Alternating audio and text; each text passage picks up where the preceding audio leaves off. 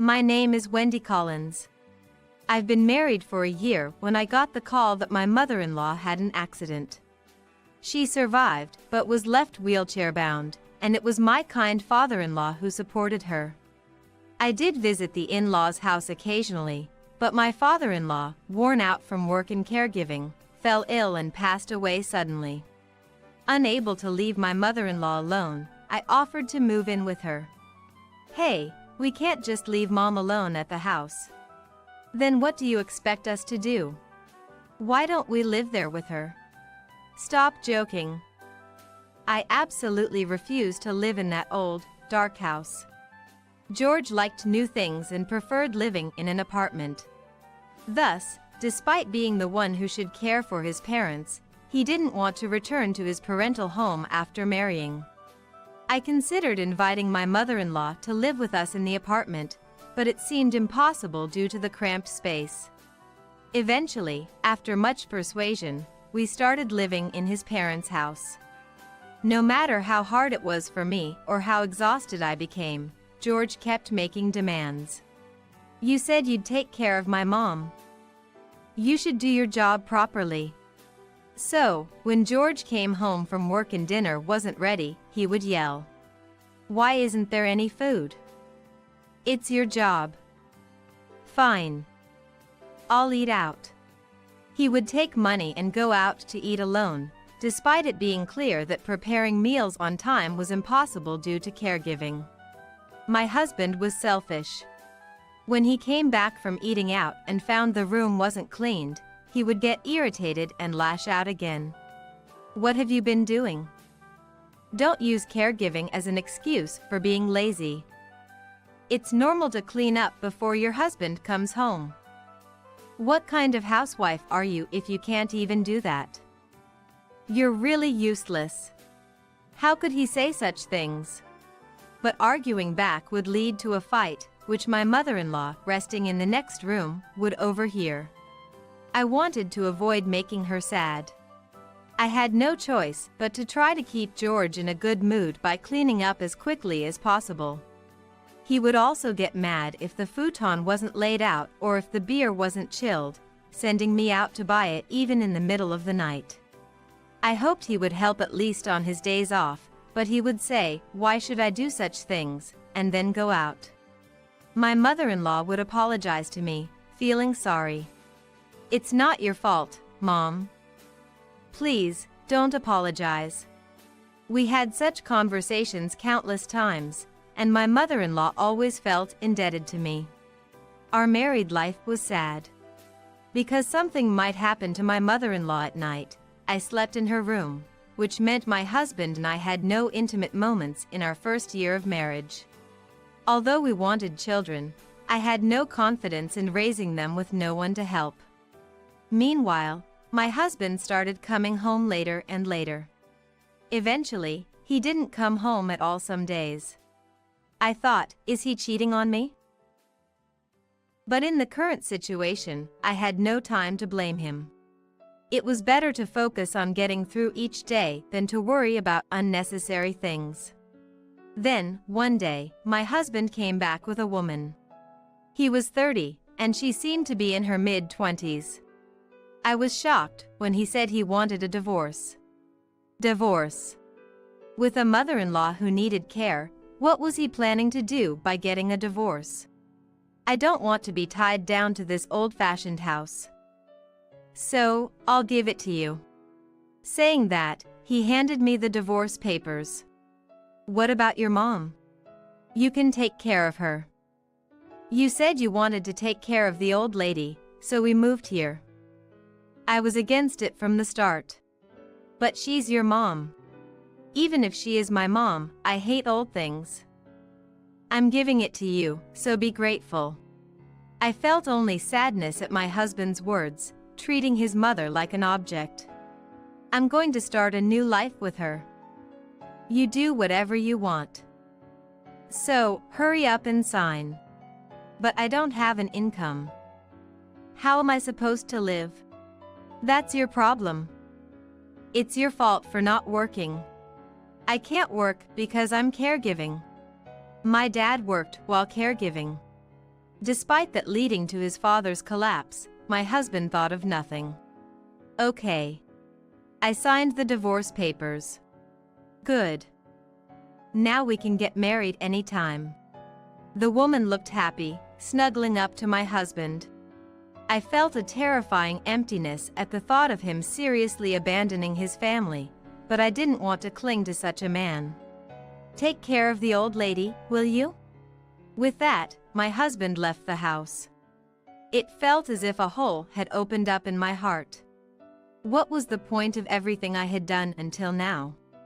It wasn't the sadness of being left by my husband that overwhelmed me, but a sense of emptiness.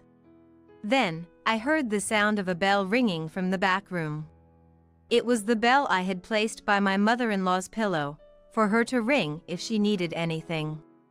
I gathered my spirits and, pausing to smile before entering, rushed to my mother-in-law's side. Wendy Collins kept telling herself that she couldn't show her mother-in-law a sad face. I thought, but how do I explain? Being abandoned by her own son must be too shocking. Mom, what's wrong? He left, didn't he? It seemed her mother-in-law understood what had happened. Feeling sorry, yet frustrated at being unable to do anything, Wendy approached the bed, wondering what to say. However, her mother-in-law said, "Maybe we should sell this house first," and laughed. Huh? She was so taken aback that she could hardly find the words to reply. Don't be so surprised. I always thought he would leave this house eventually. And that you would stay. But it's hard to care for me in this house, isn't it? So, let's sell this house and move somewhere more comfortable. But Mom, even though we have this land, I think it will fetch very little. It's an old house, after all. I know. And if we sell the house, we'll have nowhere to live. Don't worry. Leave it to me. Brightly saying so, her mother-in-law began making calls immediately, actually starting the process of selling. At the same time, she decided to move into a luxury senior apartment. Don't you think it's a nice place? The rooms are spacious, and it's all barrier-free. Getting out was difficult with the steps at the entrance, but here, there are no steps at the entrance, so it's easier for you, right? Plus, there's an open-air bath. I can't use it, but you can enjoy it. And, there's a theater room. A fancy cafe too. I'm looking forward to having coffee together. Mom, this place. Look, the security is perfect. 2 women can live here worry-free. But, it's incredibly expensive. How can we afford this? Don't worry. Why did you choose such an expensive place? It was way too expensive. There was no way we could afford it. Despite being reassured not to worry, I couldn't help but feel anxious. I wondered why my mother-in-law was insistent on such an expensive property. I was holding back until he was gone. If we moved here, he would be pleased and surely bring another woman. I wanted to make things easier for you, who are going through a lot with the caregiving. So, I looked around and found this place. Indeed, bathing her was hard labor. Taking her out was difficult because of the wheelchair. I knew I was young now, but I would age too. I had considered what to do when that time came. It would be nice if he helped. But he doesn't help at all. It was as if her mother-in-law read her mind. So, I wanted to gift you something for all your hard work for me. Moved by my mother-in-law's kindness, my tears flowed. Despite the hardships, I was grateful for my mother-in-law's warmth.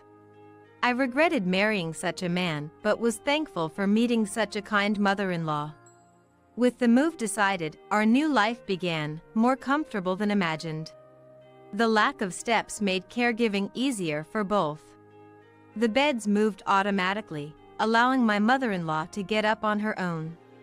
She could move around the apartment in her wheelchair freely. But purchasing such a luxurious apartment was beyond surprising. I wondered what my mother-in-law was thinking. When asked how this was possible, my mother-in-law smiled and answered, "Actually, my husband left us quite a fortune.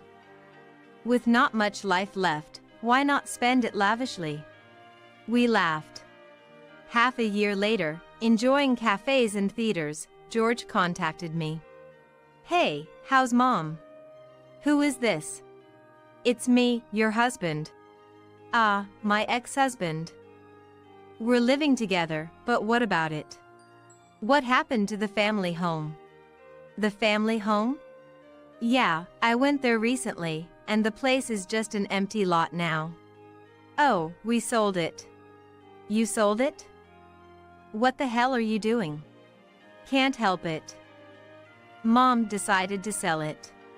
"Mom sold it?" "Yes. Selling it means you've got nowhere to live." "Oh, you're worried even after abandoning your family?" "But don't worry, we're living just fine." "So, what did you do with the money from the sale?" At that moment, my mother-in-law took the phone from me. "Who may this be?" "Mom." "Are you okay?" "Oh, who might you be?" "Only my daughter-in-law, Wendy, is allowed to call me Mom." "So, who are you?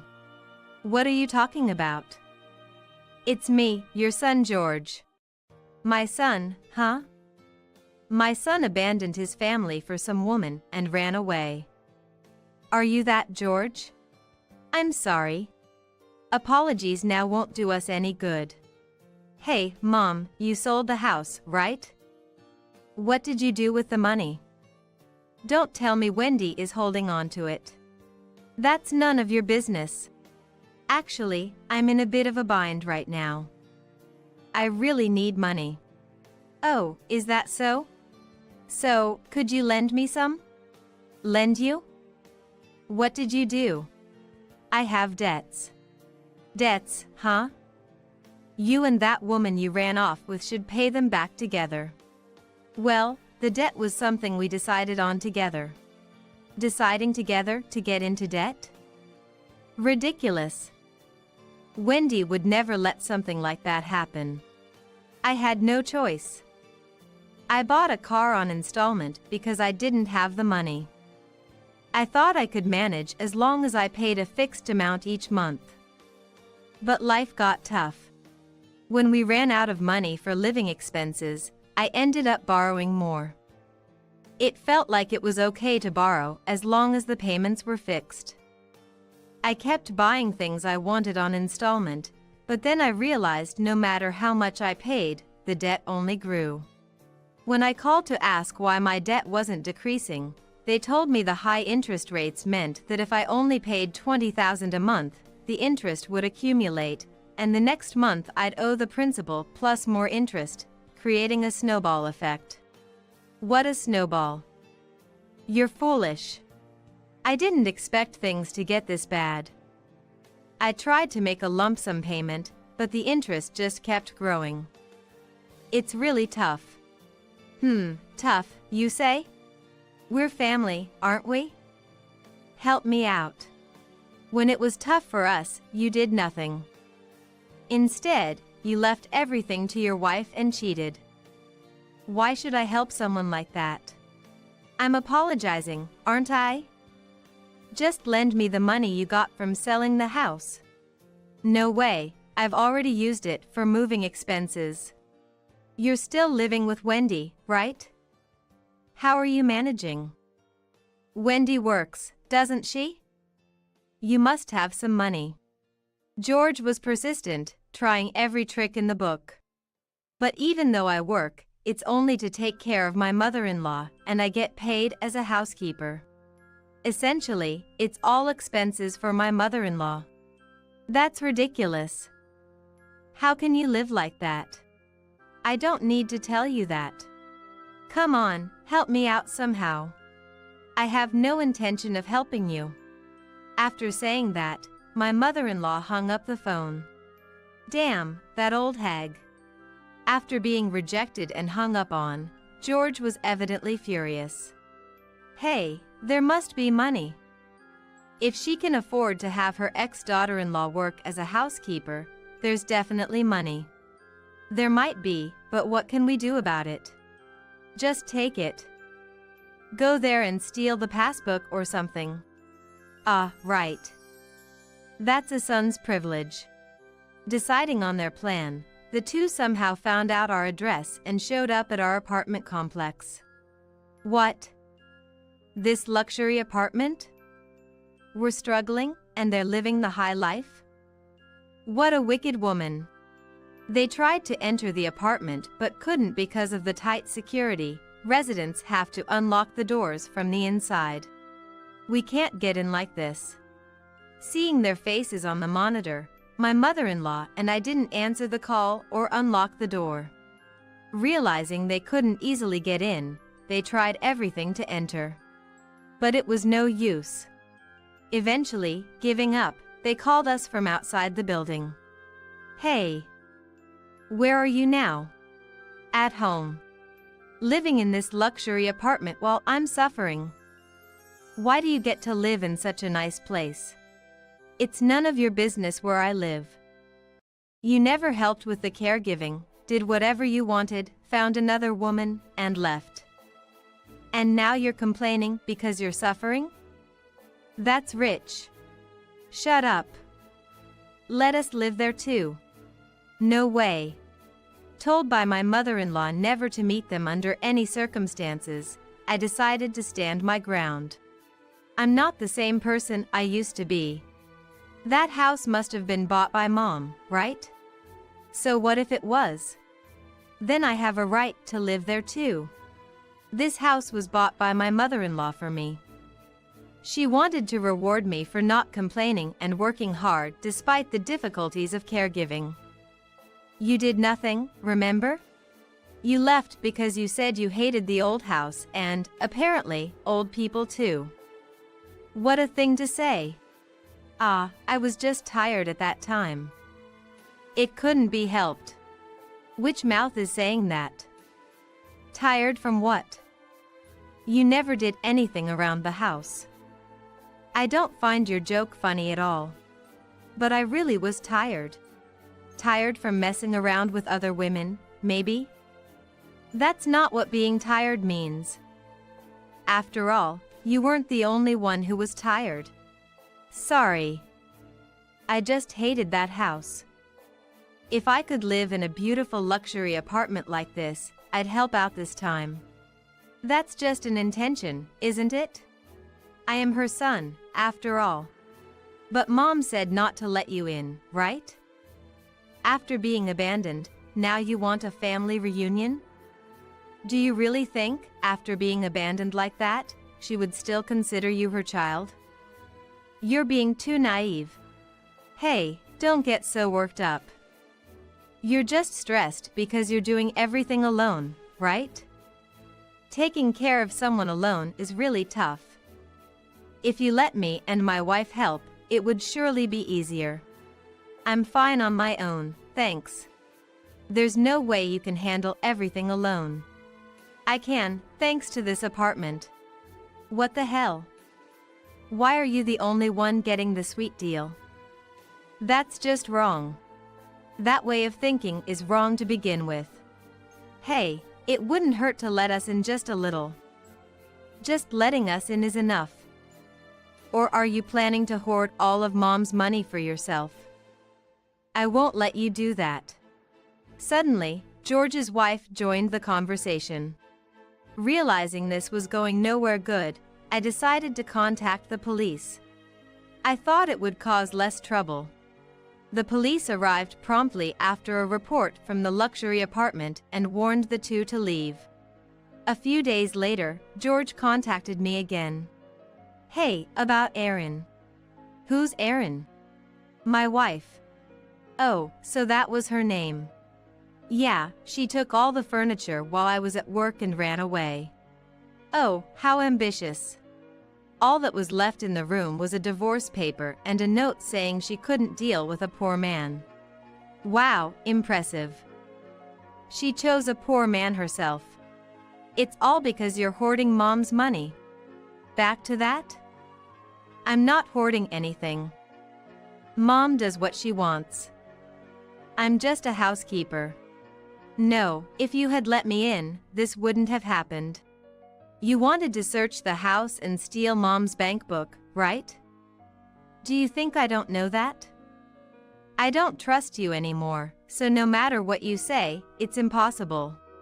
It's your fault for calling the police. You were making a scene outside. It was unavoidable. You don't even reflect on your actions.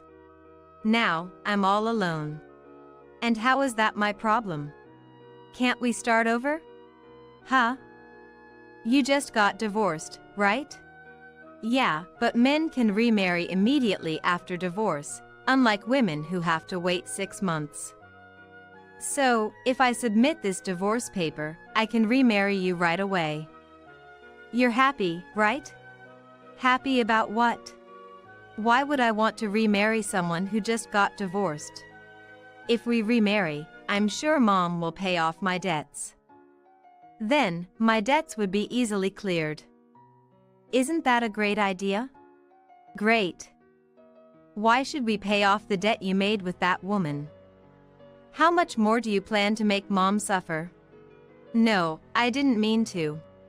Your idea leaves no room for any other interpretation. You just see things differently. I'm just thinking about making everyone happy. After all, I am her real son. Mom said blood relations aren't worth anything. What nonsense. Blood relations are the most important. If blood relations are so important, why did you abandon Mom so easily back then? Impossible. That's because... That's why your wife left you, right? No, that's not it. She said if things continued this way, we'd end up in trouble with the police or chased by debt collectors. So she left. So, she dumped you and left everything to you. Perfect. I never thought she'd divorce me and leave me with everything. Well, she was your wife, so it makes sense. A well-matched couple. Trying to be happy by herself, what a terrible woman. That's a boomerang. You were just like that. Too selfish, don't you think? I thought so. Selfish, self-centered, hopeless. That's why I hoped you'd go to hell. Yeah, I think so too. A woman like that should go to hell. We really get each other. We should remarry. Carefree or utterly selfish, that seems to be my ex-husband George's way. After being dumped by his wife, he's been scheming to remarry me to get his hands on my mother-in-law's money. You know, I have no intention of remarrying you. Why not? We were so in love when we were younger. I think that was a misunderstanding. So, you can forget about it. What a heartless woman. I was married to a heartless man, so I learned a thing or two. Come on, don't say that. Help me out, please. Sorry, but I'm off to the theater room to watch a movie with Mom. What? There's such a thing too? Yes, besides the theater room, there's also an open-air bath and a cafe. Luxury apartments are amazing, you know. So, I'm hanging up now. Let me in too. Please, I hate living in a cramped rental apartment. I want to live in a luxury apartment too. Talk to Mom for me, please. Okay, I'm going to block you now. Hey, Wendy. Damn. Wendy. You damn old hag. George was cursing until the very end, envious of the luxuries of the high-end apartment as the call ended. And I thought, serves you right. In the end, after being blocked by me, George tried contacting his mother. But she also lambasted him and blocked him. Despite being rejected by both his ex-wife and mother, George was desperate for salvation and tried to get into the apartment again. This time, he came prepared, disguising himself as a delivery man or a florist. Such admirable effort, if only he had shown it during our marriage, but it was too late. No matter the disguise, he was recognized and couldn't enter the apartment. Eventually, he started yelling and screaming in front of the monitor, prompting the building manager to deem it a disturbance and call the police. Thanks to that, George was taken away by the police to cool his head in a cell. With no one to pick him up, George named me, but being divorced and now a stranger, I refused. His mother's name came up, but she firmly declined due to her wheelchair and old age. Finally, after contacting several people, his boss came to pick him up, only to fire him for causing trouble. Burdened with debt and now unemployed, George tried to make ends meet with part-time jobs, but ended up in prison for attempting to steal money from a store register. As for me, I continue to live happily in the luxury apartment with my mother-in-law. Lately, I've become good friends with other seniors living in the same building, enjoying every day. I'm very happy now.